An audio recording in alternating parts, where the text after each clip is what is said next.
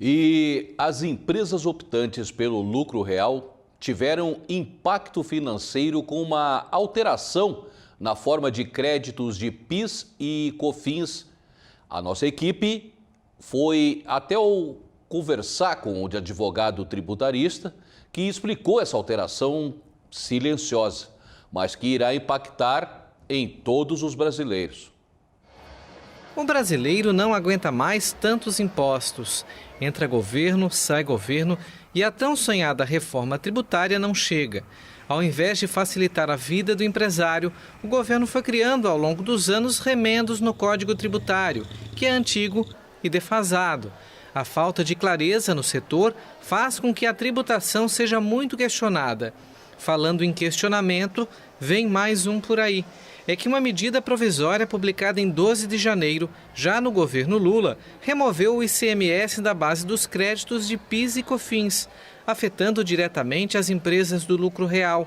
A medida veio menos de 30 dias depois de uma instrução normativa da própria Receita Federal que havia garantido essa previsão. Para este advogado tributarista, a medida é mais uma manobra do governo federal em aumentar a arrecadação. O que eu acho que aconteceu, e aí é uma hipótese, mas enfim, é o que parece ter acontecido, é que o governo ele parece que foi mapeando assim, todos os pontos onde ele poderia aumentar a sua arrecadação sem gerar revolta na população, né? Então, um assunto como esse, que ele está mais voltado para o lucro real, então a maioria das empresas que está nesse regime são empresas maiores, então a população em geral, assim, aumentou a carga de impostos, mas foi só nos grandes, né? O pessoal não tem essa ideia de que tem muito supermercado pequeno, muito transportador pequeno que está no lucro real também.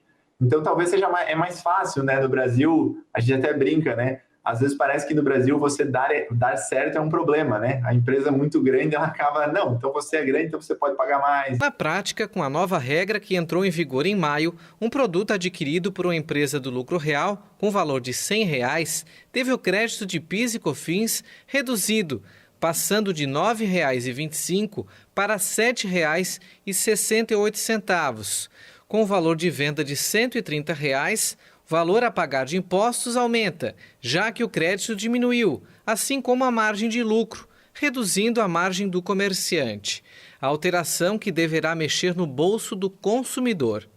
Dentro da legislação, essa não é a lógica do PIS e da COFINS. Nunca foi. A própria Receita Federal sempre trouxe a ideia de que esse ICMS da nota de compra, ele compõe o custo. Afinal, eu estou pagando isso para o meu fornecedor, é meu custo, né?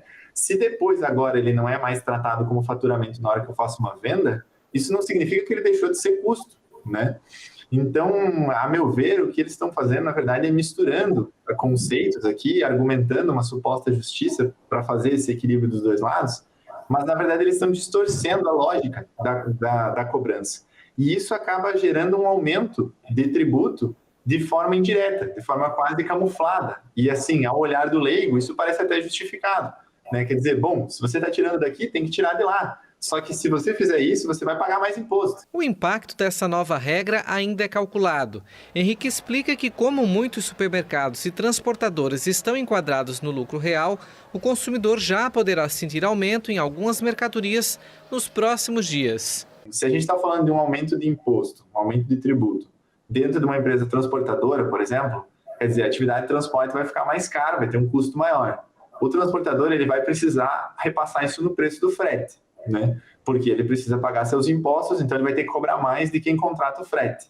E toda a mercadoria no Brasil precisa passar pelo frete, principalmente rodoviário, né? Em algum momento a nossa malha, a gente tem pouco transporte ferroviário, pouco transporte marítimo, então, dentro do país, então a gente acaba dependendo muito do transporte rodoviário. Então, o transportador ele vai repassar isso no preço do frete, que vai ser repassado para a empresa que contrata o frete, que vai repassar isso no preço do produto final. Então, gera inflação e quem acaba pagando é sempre a população, né? Nós procuramos a Receita Federal.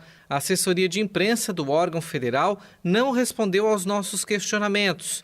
Por telefone, fomos informados que o assunto está sendo tratado pela equipe que está analisando a reforma tributária, mas nenhum retorno oficial sobre essa alteração foi repassado. Eu acho que é importante que as empresas levantem essa discussão, levem essa discussão para o judiciário, busquem seu advogado de confiança, enfim, e que os colegas da área também ajudem a levantar esse debate, a trazer essa discussão, porque eu acho que é um debate que está sendo tratado de maneira muito superficial e a gente precisa entender qual é a forma correta de pagar o imposto, né? Não tem nada de errado em pagar imposto para manter uma estrutura de Estado, a gente sabe que todos os países funcionam assim, mas que seja pago da forma certa, né? A lei precisa ser respeitada, a forma de cálculo do imposto ela não pode ser distorcida por interesses assim meramente arrecadatórios.